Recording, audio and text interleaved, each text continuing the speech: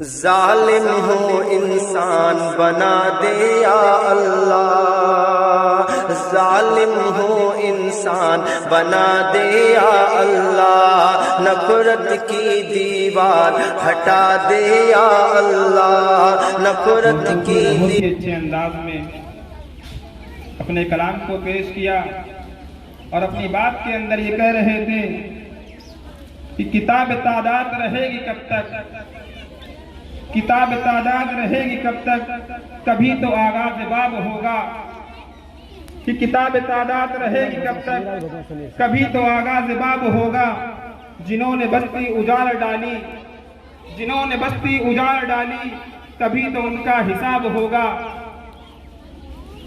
मेरे मोहतरम बुजुर्गों और दोस्तों और अजीज तलबा, पसे पर्दा मेरी माएँ और बहनें, आप लोगों से आजिज़ाना तौर पर दरखास्त है कि ज्यादा नहीं बल्कि थोड़ी देर सुकून और इत्मीनान का माहौल रखें। इंशाअल्लाह प्रोग्राम बिल्कुल आखिरी कगार पर पहुंच चुका है। चंद एक प्रोग्राम रह गए हैं, इंशाअल्लाह आपके सामने वो ही पेश हो जाएंगे। फिर उसके बाद दुआ होगी और आप नजरात शीरीनी लेकर अपने घर जा सकते हैं। अब मैं अपने प्रोग्राम को आगे बढ़ाते हुए एक ऐसा मुकालमा आप हज़रात के सामने पेश करना चाहता हूं, जब आप उसको दिल की गहराई से सुनेंगे और सोचेंगे और उस पर गौर करेंगे तो आपको उस पैगाम के अंदर, उस मुकालमे के अंदर एक ऐसी नसीहत, एक ऐसी इबरत मिलेगी जो आपके लिए और आपके बच्चों के लिए भी मुफीद होगी। मैं बहुत ही अदब एहतराम के साथ दावत देता हूं इमरान और उसके साथी को कि वो आए और मुकालमा पेश करें।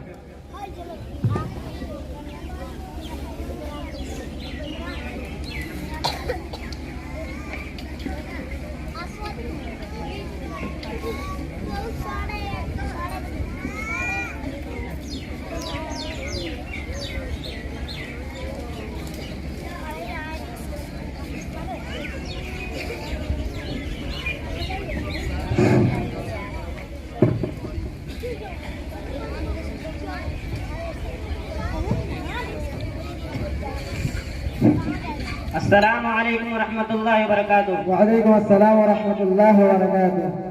और भाई गुफरान, आप कहाँ तशरीफ लिए जा रहे हो? भाई मोहम्मद इमरान साहब मैं अपने मदरसे तशरीफ ले जा रहा हूँ। आप मदरसे क्या करने जा रहे हो? दीनी तालीम हासिल करने जा रहा हूँ। अरे मेरे भाई, दीनी तालीम कुछ बहुत होगी ही और ज्यादा पढ़कर क्या करोगे? आइए हमारे साथ स्कूल चलिए, कुछ हिंदी इंग्लिश की मार्कशीटें भी हासिल करिए ताकि आने वाली लाइफ में अच्छी नौकरी मिलेगी, सुकून और इत्मीनान से जिंदगी गुजार सकोगे। और मदरसे में पढ़कर क्या करोगे? मेरे भाई, आप कहाँ और किसके चक्कर में पड़ गए हो? कम अज कम अपने आका जनाब मोहम्मद रसूलुल्लाह सल्लल्लाहु अलैहि वसल्लम के शरीयत के मुताबिक वो तालीम हासिल करें जो हमारी जिंदगी का असल मकसद है, और वहाँ खाने कमाने का मसला तो इसका जिम्मे अल्लाह तबारक तआला ने अपने जिम्मे उठा रखा है। कुरान पाक में इरशाद सुब्हानी है, अऊज़ु बिल्लाहि मिनश शैतानिर रजीम, बिस्मिल्लाहिर रहमानिर रहीम, इन्नल्लाह हुवर रज़्ज़ाक़ु ज़ुल क़ुव्वतिल मतीन।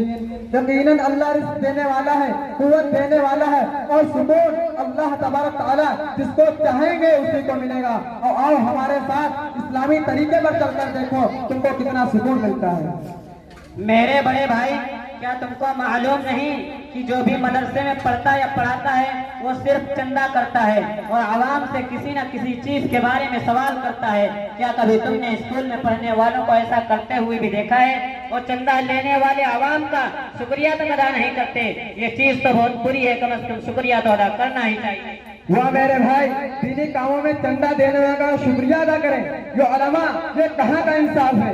दीन की इमदाद करना हर मुसलमान का फर्ज मनसबी है। इनमें इनका एहसान कैसा है? आइए हम आपको एक मिसाल से बताते हैं।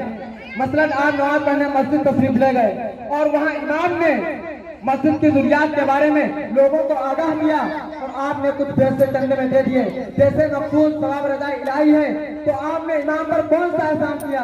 शुक्रिया तो तुम अदा करो कि तुम्हारा रुपया कबूल हो जाए, वरना अल्लाह तबारक ताला अपने घर की ज़रूरियात किसी पूरे को आ सकता है।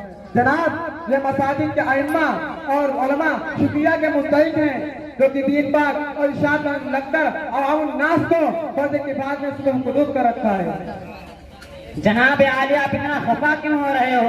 हमें बताइए कि मदरसा इस्लामिया ने बका व इस्लाम के लिए क्या किरदार अदा किया है और मदारिस की जरूरत क्यों पेश हुई, जबकि नबी करीम सल्लल्लाहु अलैहि वसल्लम के दौर में तो कोई भी मदरसा मौजूद न था। तो आप हमें इसकी तफसीर बताएं। इसमें जरा सुभान है कि मदरसा दीनिया मुसलमानों के लिए इतनी बड़ी नेमत है कि इसको मकसूद नहीं किया जा सकता है।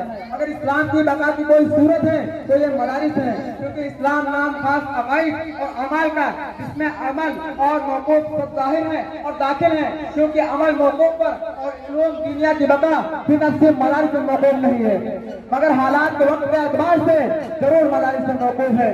हज़रत मौलाना हकीमुल उम्मत फरमाते हैं कि जिस तरीके से नमाज के लिए वुजू जरूरी है, इसी तरीके से दीन पाक और इरशाद के लिए और तबलीग के लिए ये मदारिस वुजू जरूरी है। और इनकी एहतियात इस तरीके से हुई कि हमारे माक़बल हज़रात जो भी सुनते उसको याद रखते, उसको दूसरों तक तबलीग करते।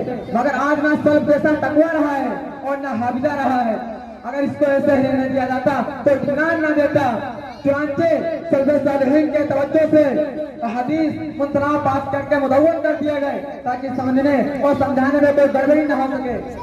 फिर इस जमात के लिए कि आए और उनको समझाए, फिर इस जमात के लिए सामान फराग के लिए काफी इंतजाम हुआ, इनके रहने सहने का काफी इंतजाम हुआ।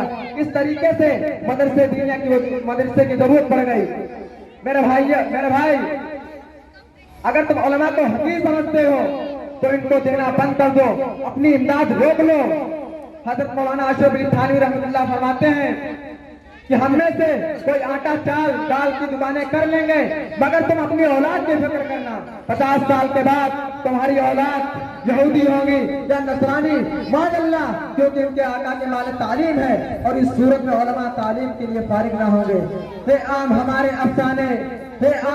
अफसाने दीवारे चमन से जिंदा तक, हे आम हमारे अफसाने दीवारे चमन से जिंदा तक, ये अहले दिनों क्या बतलाएंगे, क्या हमने दिया है आलम को।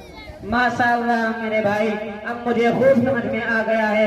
आज से इंशाअल्लाह हम कभी भी उलमा व मदारिस की मुखालिफत नहीं करेंगे और आपसे वादा करते हैं कि इंशाअल्लाह हम भी दीनी तालीम हासिल करेंगे और अपने दोस्तों को भी मुतवज्जा करेंगे। मौका मिला तो फिर कभी इंशाअल्लाह दीनी मालूमात हासिल करेंगे।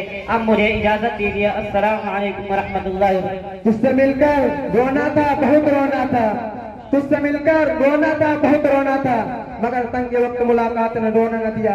वालेकुम अस्सलाम व रहमतुल्लाहि व बरकातहू। अल्लाह तबारक तआला हम सबको उलमाए कराम और हुफ़ाज़ की कदरदानी नसीब फरमाए। आमीन।